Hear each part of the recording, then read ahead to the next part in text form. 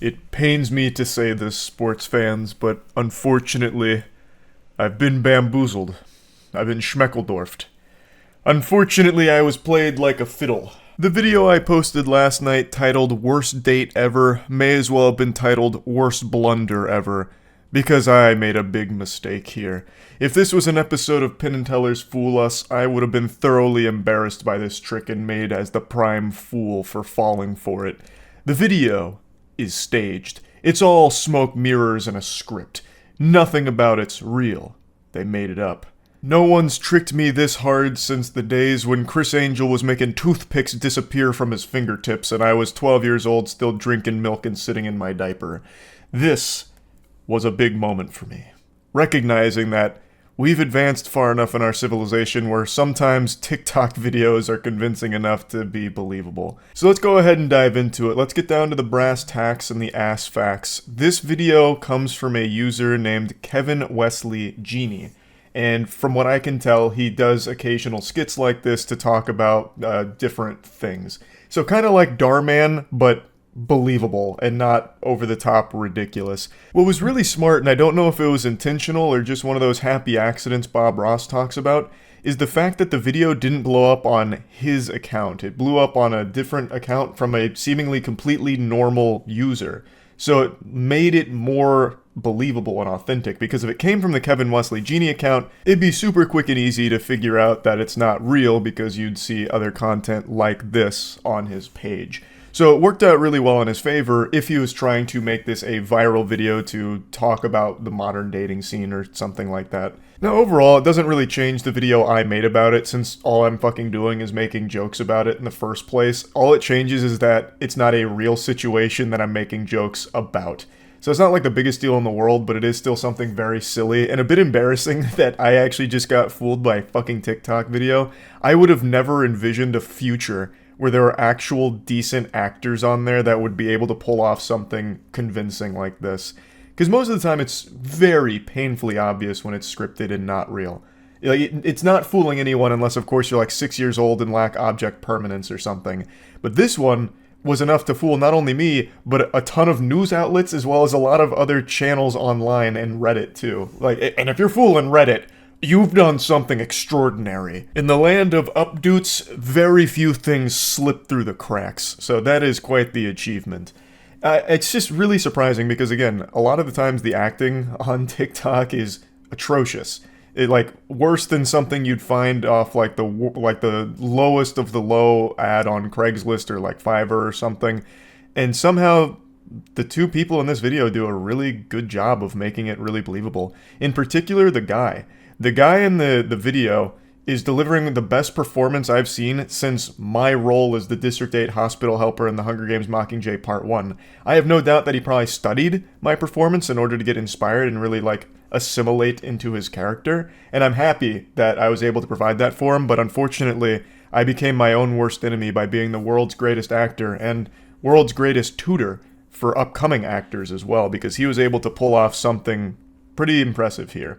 So it's really the way he's able to convey a very believable range of emotions, such as the astonishment when finding out he's being recorded, the way he stutters through a lot of the statements he tries to make, as well as kind of waffling a bit in order to try and explain himself and how he feels in the face of a date that's being disrespectful, and now in the face of an audience she's recording him for. Honestly, top to bottom, this was just really well executed. Most of these scripted things that are supposed to deliver a message or supposed to be outrage bait or whatever always fall into the same general categories, like don't judge a book by its cover or whatever trending political topic. This one is just a really small scale, very authentic seeming experience that delivered a plot twist that had me for the whole loop-de-loop and pull here. Again, it doesn't really change the video I made on it because it's just joking about the situation that was being displayed. The only thing that changes is it's not a real situation that I was making the jokes about. Now, there is something else I want to briefly touch on here that doesn't directly tie into this, but in the world of everyone being fooled, like me, there is one thing that I think is a very important PSA, and it has really nothing to do with fake videos or anything. It has to do with fake people, and it has to deal with the fitness industry. A lot of the people you see online are using steroids. Whether or not they're open about it, it's going to vary from individual to individual, but a large portion of the people you're seeing online with these fucking ridiculous physiques are using steroids. I appreciate the ones that are open about their stack, but not all of them are. But regardless, it is a huge epidemic, I suppose. I watched a really insightful Vice documentary about it 2 days ago now. I know Vice has kind of fallen off, they're kind of cringe, I get it, but this is a really well-made piece on just how prevalent steroid use has become for teenagers and young adults. And I, as well as many others, feel that it's entirely because of the state of social media online.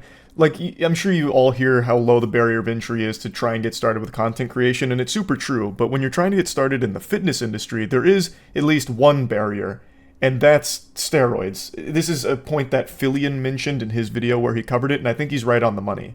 When you're competing in the fitness space online, you're competing with some of the most yoked out fucking kaiju monsters that humanity has to offer, and they're all on gear. So in order to try and stand out and try and make a career out of this fitness journey, a lot of people feel like they need to be able to compete on an even playing field with them, so they start taking steroids.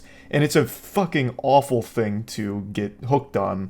And a lot of people online don't realize just how big steroid usage has become. And I wanted to briefly mention this since I just got fooled by a fake bad date video. I'm sure a lot of you out there watching this may have actually been fooled by a fake fitness influencer making the claim that if you buy their goat urine extract supplement, you'll be able to have 45-pack abs just like them, because they refuse to disclose that the reason they look the way they do is the product of course, hard work, but also a large part of it is due to steroids as well.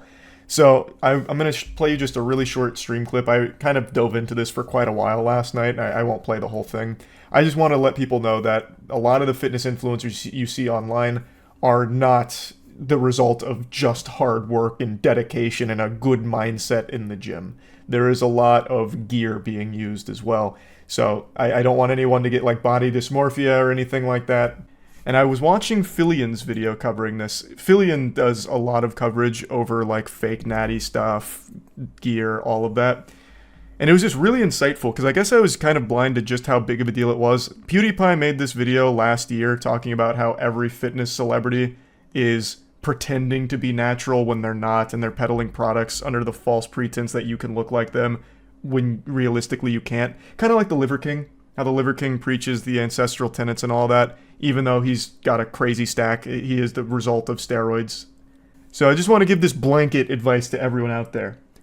Don't believe fitness influencers who are making crazy claims about like what they do to get jacked and ripped. If it looks unnatural, it most likely is. And no amount of buying their protein powders or their multivitamins and supplements and all of that is going to get you anywhere close to what they look like. I just want to throw that out there. Because one thing I have talked about is there's a lot of shit that prey on insecure men, and I guess this is a huge one now. So just be aware, you will not look like those fitness Instagram models and all of that, unless you're doing gear, which you shouldn't do. But why are they so bad if you look so good? True. How can it be bad when I look good? You can get a crazy physique while being natural, but you'll never get a physique like some of the shit you see popping off online now. Yeah, I just wanted to briefly slide this in here because it does kind of tie into getting fooled by what you see online. Also just had a huge voice crack right there. That was a fucking big one. But yeah, hopefully maybe this is helpful to anyone out there that maybe is, getting body dysmorphia from seeing all of these like TikTok and Instagram fitness models that are blowing up right now, wondering why doesn't my body look like that when I'm putting in so much hard work. I'll break the magician's code. It's because you're likely not using steroids like they are. And I don't recommend you start using steroids either. They're not good for you, obviously. So just wanted to put that out there. I recently got fooled. And yeah, that's about it. See ya.